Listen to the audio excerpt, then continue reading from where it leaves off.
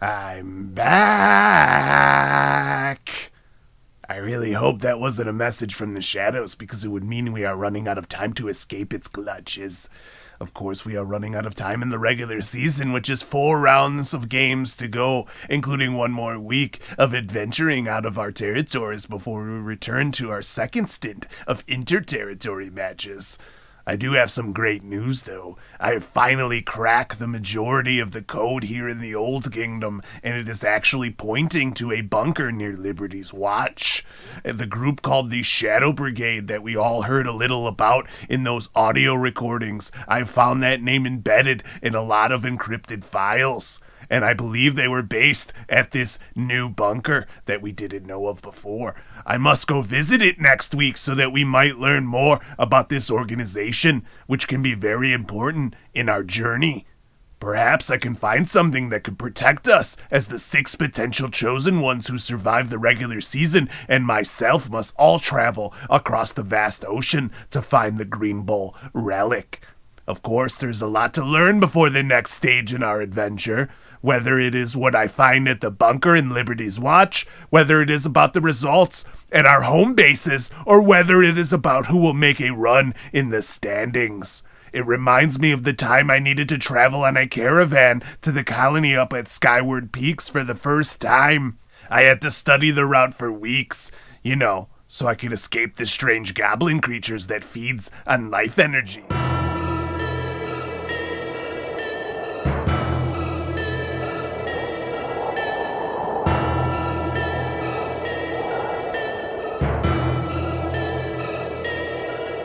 I will never forget the smell of those husks.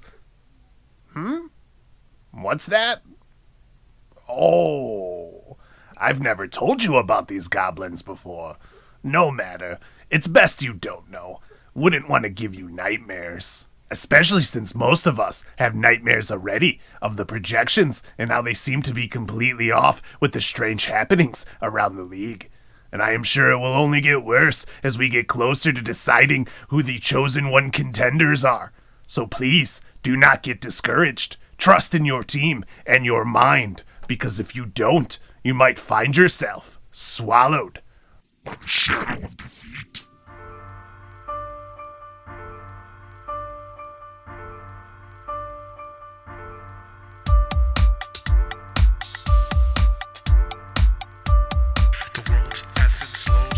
Spread from the pyramids to the oceans to the coasts. But behold the test, a smoking gun, a quest passed down for generations. A prophesized hero, the champion.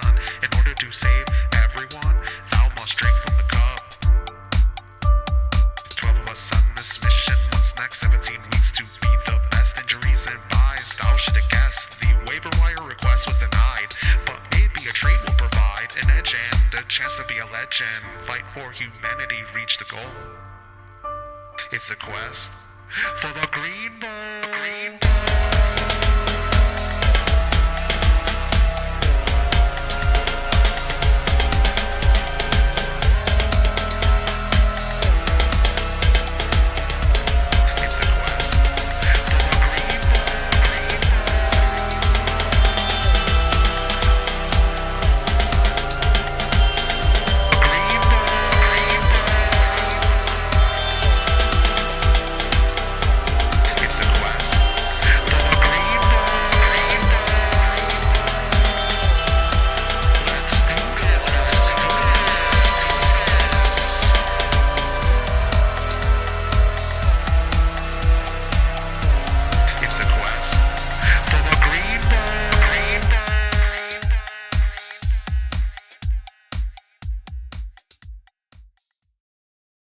Welcome to the quest for the Green Bull, the Shadows of Chaos. I'm your host, Anthony Oto, bringing you this fantasy football show with a twist, and I'm celebrating once again as the second league member of this year to get 2 Game of the Week wins. Very exciting. It was a blast to see some of my players step up in such a huge game, but there is no rest, and the celebration only lasted a day. I am now preparing for the challenges in Week 11 in our last out-of-division matchups of the regular season.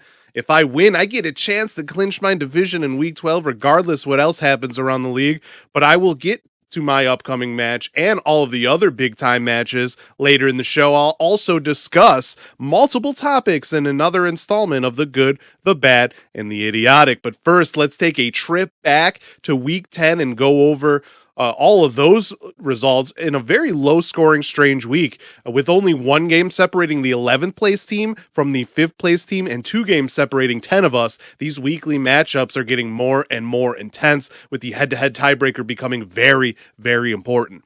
First, from this past week, remember the Titans of the Eastern Territory traveled to the Central Territory's Ghost Mountain to take on Meow Master, and as expected, it was another laugher, as Meow Master seems to be a little corrupted.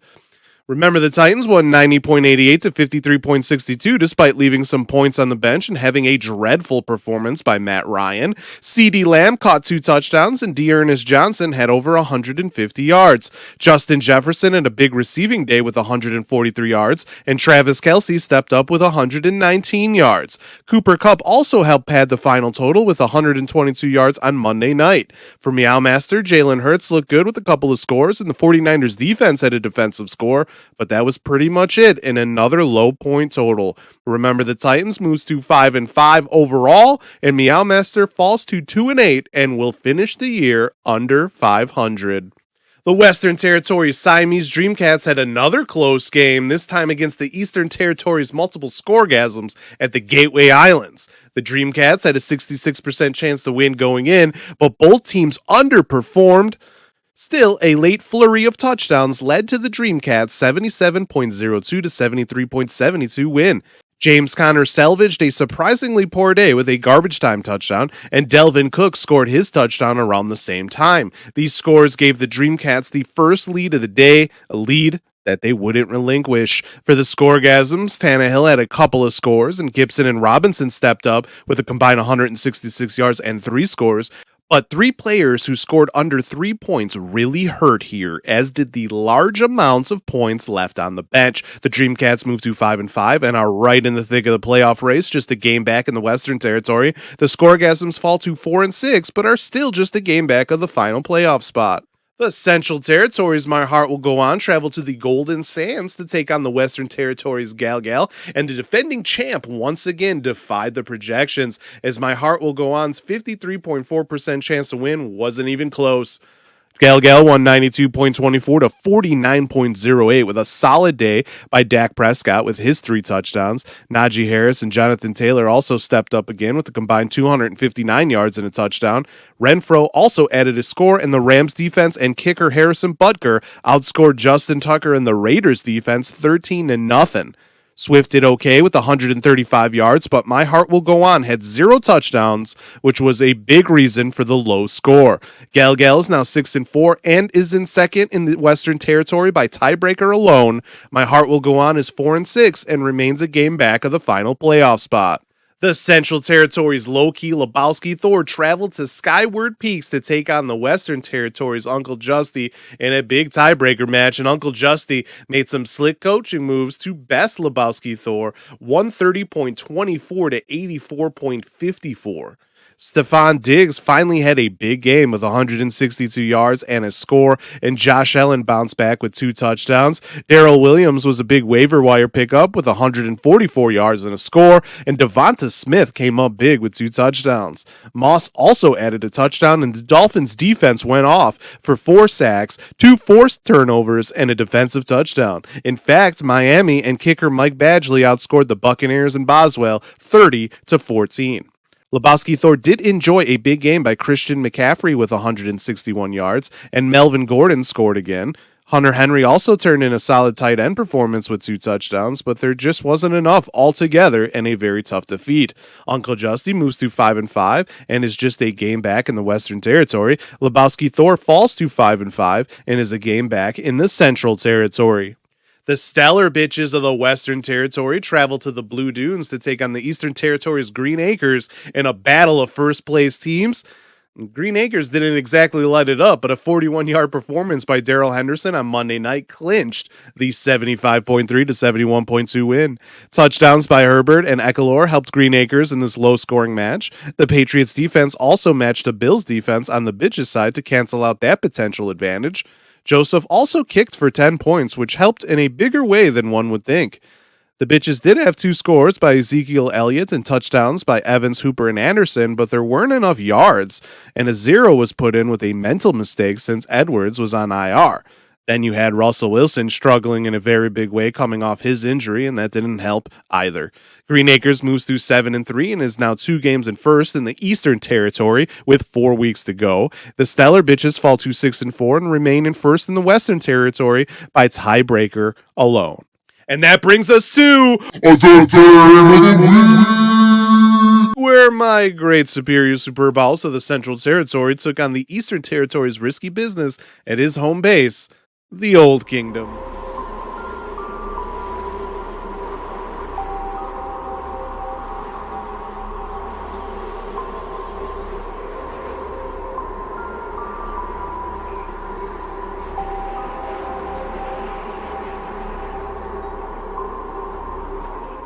Great superior Superb Owls came in as the underdog with Nick Chubb out with COVID-19, but Risky Business unexpectedly lost Alvin Kamara to a knee injury, and suddenly this matchup became a 50-50 toss-up. And it was my Superb Owls ending up coming away with a 124.84 to 86.3 victory. The match quickly took a turn for the worse for Risky Business, though, as Tom Brady started very slow and only finished with a couple of touchdowns and a few interceptions. A.J. Dillon did help with 2 big touchdowns, and Mark Andrews started the match well with the touchdown on Thursday. But Pittman did not put up key to the game numbers, and 6 players scored under 8 points. The Superb Owls didn't start too great either, though, with just 17 points from 4 players, including another key to the game, Michael Gallup. But then came the resurgence of Patrick Mahomes and the Tyreek Hill show. Mahomes went off for 406 yards and 5 touchdowns, and Hill caught 2 scores and added 85 yards. On Monday, Deebo Samuel went off for 133 yards and 2 touchdowns, and George Kittle added 50 yards and a score. Overall, it was a big-time performance and a huge game with playoff implications. The Superb Owls are now 6-4 and are a game up in the Central Territory with a tiebreaker on second-place low-key Lebowski Thor. Risky Business falls to 5-5 and is now 2 games back of Green Acres in the Eastern Territory. And wow, this was a pretty wild win for me. I'm very excited to come away with this one as it keeps me on pace for that potential chance to clinch my division in Week 12. I told you back in the last game of the week win that I felt confident that if I could win these games, even though they're going to be tough, I could clinch the division in Week 12. One of my goals, to be honest, to start the season when I was looking at the schedules, to be honest, coming in too, personally, I wasn't worried about Patrick Mahomes and Tyreek Hill. I know they've had some down games, but I've mentioned this a lot on the show. All they needed to do was remain patient and take what the defense was giving them, and everything else would take care of itself. That's exactly what happened, and I will need both to continue to play at a high level down the stretch if I'm going to challenge for a championship. And the same really goes for Deebo Samuel and George Kittle, as both stepped up for me here. One thing that does make me feel really good, though, is that I won this game and scored a lot of points without Nick Chubb. Chubb is going to be another key for me, and I will need him in the coming weeks, obviously minus his bye week coming up. But if I can score 120 points without him, Chubb is only going to help my chances. I did make some gutsy calls that backfired as well. I was hoping for an Adrian Peterson touchdown, but Tannehill vultured me. I also thought the Falcons could get into a shootout with the Cowboys. Instead, it was a blowout for Dallas, which meant Gallup wasn't needed as much, especially coming off of an injury. It looked like they kind of let him rest a little bit. But I do stand by my calls, and I'm very confident in my team when it's healthy. I'm also excited I won on the road. I haven't been doing great away from the Great Superior Eye in our lore, so it feels good to get some of the Old Kingdom's power. I do have to say that I am worried about Risky Business, though. He's still winless at his home base. I hope the Shadows didn't get to him. I mean, that's nuts to think about. Besides celebrating, I'm also excited to bring you the upcoming continuation of our post-apocalyptic sci-fi story. We will learn about the Shadow Brigade next week, and the final 4 episodes in this fantasy football show will be the heart of our story, with so many twists and turns. And remember that every episode has little bits of information that may or may not be important at all. You should go back and study the mysterious stranger and everything that he said to really understand the ending and everything that's coming up. I think it's going to be really fun. But those verdicts will come later on when you guys tell me how I did with my story. For this week, I wanted to visit several NFL topics in another installment of the good, the bad, and the idiotic. Stay tuned.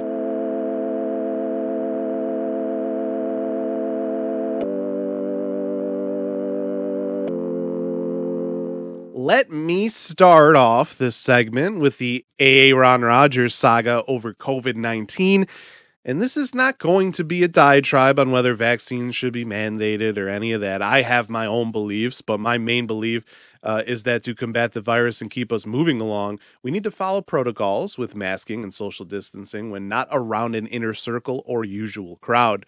Of course, we know this story with Rodgers. He lied about being vaccinated to the media, and while that might upset reporters and some other fans, he doesn't actually have to tell us the truth. That isn't a crime, and there is nothing the NFL could really do about that. That's really on Rodgers being truthful. However, the big problem here that I see was that the NFL and Green Bay knew he wasn't vaccinated, and yet they allowed for him to go unmasked in press conferences and not to follow these strict protocols without consequence. Now that the story broke and it's out there, the NFL, of course, now decided to fine the Green Bay Packers $300,000 and Aaron Rodgers and Ellen Lazard $14,500 each for not following protocols and for the Packers not reprimanding its own players. We can go into the stupidity of Rodgers' comments on taking ivermectin and how he believed wearing a mask didn't make sense because reporters were vaccinated. Newsflash, the virus is still around because vaccinated people can still get and carry COVID-19. Sorry, guys, it's science. The vaccines just reduce the need for hospitalization and severe symptoms based on the data. We could also go into the strangeness of Rodgers' comments on the Pat McAfee radio show where he almost tried to twist this into him being a victim of a woke mob quote. I mean, the comments where he talked about unproven vaccine claims are very funny. If you haven't heard them, you should go listen to them. But what I really want to talk about is the stupidity of him getting COVID-19 in the first place. Rodgers went to a Halloween party. He didn't wear masks around the facility like he should have, and that's how he got COVID. I mean, have you ever heard of a Halloween mask? This could have been worse, too. He could have spread it to the team and forced them to forfeit a game with the NFL rules. He missed a game, which led to a loss, and he came back and looked rusty and a little off against Seattle. Luckily, the Packers won that game, but the one loss that they took while he was out could be the difference in getting the top seed at the end of the year. And to believe this comes when he almost threw his whole team under the bus with a temper tantrum about retiring to start the season. I'm sorry, Aaron Rodgers, but that was just plain idiotic. And that actually brings me to COVID-19. I'm seeing a rise in cases around the league with star players being affected now. And many of these players are actually vaccinated, and that's not a good sign.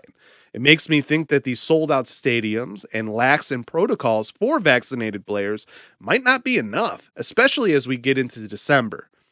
This is very bad for the NFL. I love fans at the games as much as anyone, and they certainly won't give up the money of selling out stadiums. But if the outbreaks do continue and they get worse, it could be very challenging, especially with unvaccinated players like Rodgers.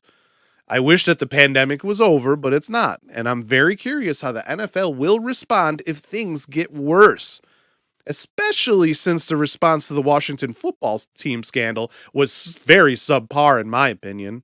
Speaking of that, did you all hear that John Gruden is now suing the NFL and Roger Goodell for leaking the emails that forced him to resign? Remember those emails? The ones with the racist and misogynistic undertones that came out during an investigation into the victims of alleged sexual harassment within the Washington football team organization? Well, now Gruden is trying to PR himself into the actual victim because he is alleging that the NFL and Goodell purposely leaked his emails to ruin his career. This, of course, is also very bad for the NFL. It brings up the question again that we were all asking before. What was on those other emails that weren't released, and were there any other coaches or players or staff implicated? And was there anything on the emails that added to the case of the real victims, the women who were allegedly harassed? Of course, this is also bad for John Gruden. I mean, seriously, own up to your mistakes and realize you were not only wrong with what you wrote, but you were also dumb enough to send those emails in the first place. I mean, come on. It's like workplace 101. What isn't dumb, however, are the crazy results of the NFL the past few weeks, as all is not bad in the league. So many teams look great one week and bad the next. It seems like the next big upset is going to happen every single week, and it also is throwing some insane curveballs into fantasy football. There are so many teams still in the playoff race, including the 3-6 Chicago Bears in the NFC North. So Bears fans rejoice, there might be another Chris Conte blown coverage moment coming your way. I believe that this parody of the NFL is good. It keeps people engaged and talking about their team's chances, and it makes every fan excited every single week for a potential upset. Hell, even the Jets and Jaguars fans had some fun moments this year, which is saying a lot when you had the Urban Meyer not dancing with his wife story. And the Jets, well, we all know the Jets spell misery. As for fantasy football, the parody has made each week a challenge with our coaching. Even when projections give us a high percentage chance to win, none of us are feeling confident until the last point is scored. And I have a feeling it's going to continue to get wilder. Now I think it's time to look ahead to week 11.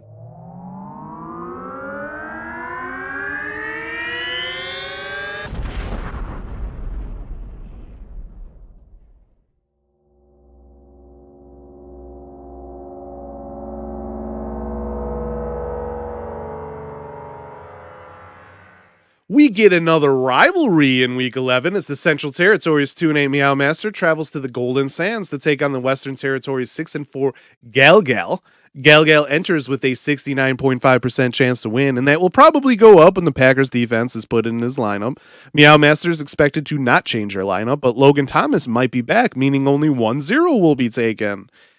Dak Prescott versus Jalen Hurts, A.J. Brown versus Mike Williams, and the 49ers defense versus the Packers defense are key matchups to watch, as well as how many touchdowns the running backs of Galgal get. The 4-6 multiple scoregasms of the Eastern Territory travels to the Great Superior Eye to take on my 6-4 Great Superior Superb Owls of the Central Territory. The Superb Owls enter with a 63.3% chance to win, and that's not counting on whether Nick Chubb returns from the COVID-19 list. The Cardinals defense versus the Browns defense, Ryan Tannehill versus Patrick Mahomes, and the Scoregasms running backs versus the Superb Owls receivers are all matchups to watch. 6-4 the Stellar Bitches of the Western Territory travels to the Philosopher's Swamp to take on 5-5 Low-Key Lebowski Thor of the Central Territory. The Stellar Bitches had a 67.8% chance to win before any Lebowski Thor moves were made. Kyler Murray might return, but it will be interesting to see if Lebowski Thor goes with him or Kirk Cousins. On the other side, will Russell Wilson return to form? McCaffrey versus Elliott and the Bills versus Bucks defense are other matchups to watch.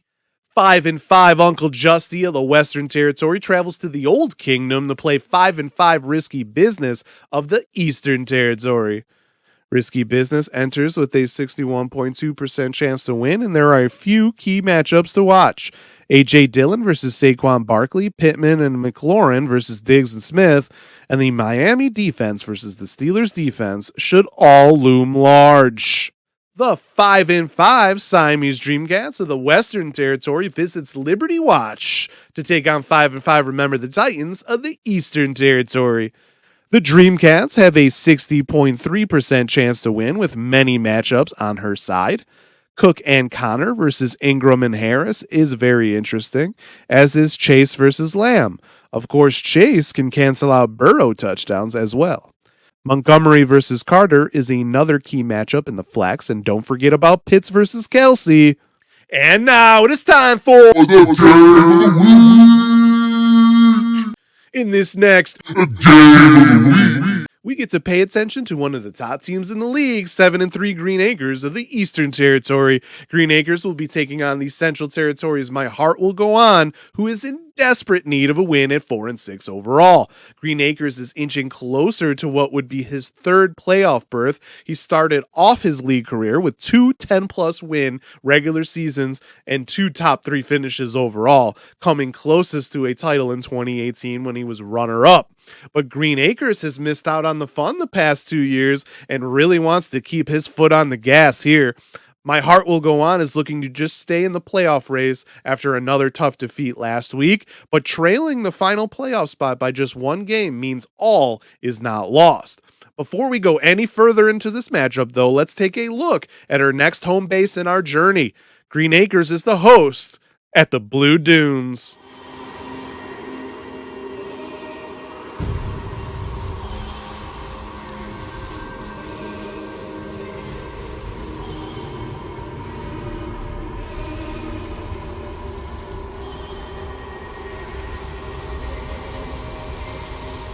Hello again. It is crazy to think that we are now visiting the second to last home base in our adventure. Soon we will have learned about all of the power nodes, and this looks to be a promising matchup in the league as well. But before you learn about the teams involved, let's take a look at the Blue Dunes. The Blue Dunes actually seem to be one of the final power node discoveries in our files. From what I knew before, this place was treacherous to visit. Wind blinds you with blowing sand. Strong waves can pull you into the ocean, never to be seen or heard again. And even if you survive those obstacles, depression is a major concern with the graveyard of ships and very obvious human skeletal remains strewn about. I hurried through this place on my way to the Old Kingdom, and now I know why. After consulting the files, I have learned that this was the site of one of the last great battles between humans and the Shadows after all of the massive evacuations. While the armies seemed to feel confident to put themselves in harm's way, it was just a distraction. Several mentions of this battle are called Operation Time Shield. The Shadows seem to have been tricked to allow for the evacuations to complete and for the leaders to continue to work out the real way to save humanity. But the weather worsened in the area quickly, and the Shadows' infection spread, causing several world armies to turn on each other. Most of the destruction was actually done by human hands. It is believed that several ships turned on its computer systems before the area was considered a total loss. The Shadows' corruption must have forced people to do this, and it allowed for a major database hack. As far as I can tell, it was after this hack that the leader's plan failed. There isn't much else about these events except the hack forced several evacuation cities to shut off the grid. And it is probably why the remnants of humanity survived underground for all of this time. I am guessing that the Shadow's influence is still very strong at this location around the power node. Be careful and try not to get swallowed up by the sea. Now back to the match. My Heart Will Go On enters with a 57.5% chance to win as a slight road favorite, but there are a lot of matchups that could switch these projections. At quarterback, can Aaron Rodgers return to form, and can Tagovailoa outscore him with a nice matchup on his side? Mixon and Eckler have a clear advantage over Swift and Pollard, but we all know touchdowns can turn those advantages around. And the battle at defense should be very interesting, with the Patriots doing well lately and having the Falcons coming up on the schedule after Dallas crushed them. And then you have the Raiders, which were just dominated by the Chiefs, going up against either the Bengals or the Bungles.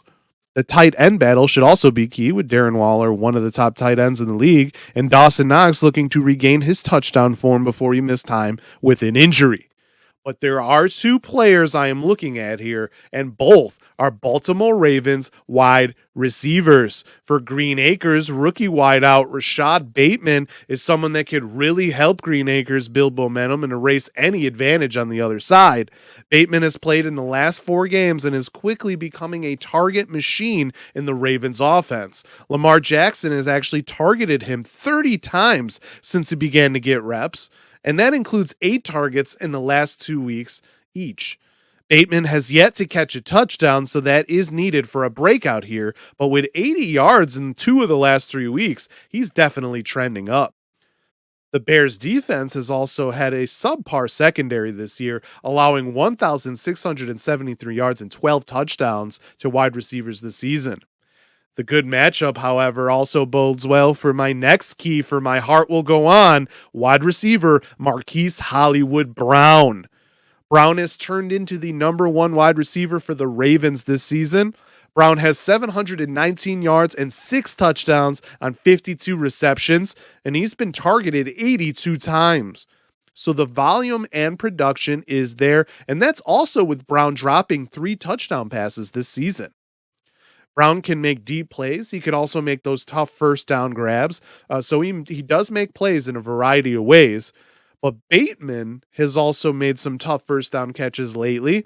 If teams double Brown or try to take him out of the offense, that could mean more targets for Bateman. Brown has actually 6 less targets than Bateman in the last 4 games that Bateman has been in the lineup.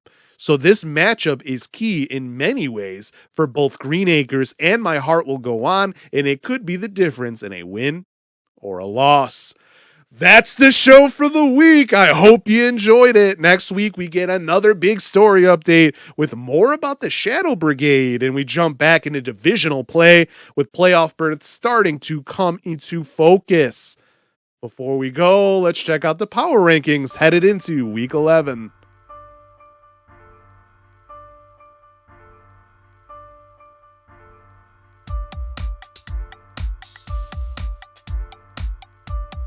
Please follow the SunDried Tomatoes YouTube channel and watch content including original shows like Legends of the Diamond, Random Reactions, and Brewing the Facts, the SunDried Tomatoes podcast in video form, and other sports, brewing, or entertainment-related videos. You can like the Facebook page and follow me on Instagram at eclectic_yotso for news updates and just to get to know me better.